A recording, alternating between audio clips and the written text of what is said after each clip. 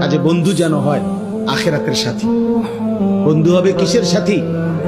বন্ধু হবে আখিরাতের সাথী, বন্ধু হবে জান্নাতের সাথী, বন্ধু হবে নেক কাজের সাথী। ঠিক আছে ইনশাআল্লাহ? নেক কাজের। আল্লাহ কোরআনে বলছে, ওই যে আয়াত, ওই আয়াতে আল্লাহ বলছে নেক কাজের বন্ধুরা আমি আল্লাহ তাদেরকে ডাক দেব হাসরের ময়দানে, ইয়া ইবাদি, হে আমার বন্ধুগণ, বান্দাগণ, লা খাউফুন আলাইকুমুল ইয়াওমা ওয়ালা আনতুম তাহজানুন, আজকে তোমাদের কোনো ভয়ও নাই, চিন্তাও নাই। এরপরে আল্লাহ বলবে উদখুলুল জান্নাতা আনতুম ওয়া আজওয়াজুকুম তুহবারুন।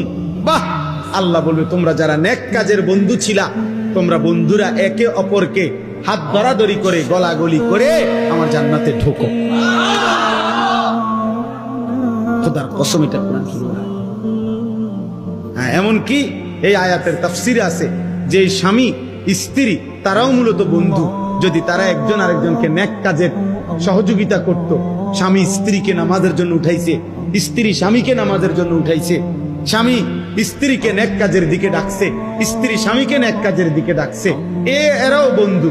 আল্লাহ তাআলা বলবেন এই স্বামী স্ত্রী তোমরাও খুশি খুশি গলাগলি করে হাত ধরাধরি করে তোমরা জান্নাতে ঢোকো।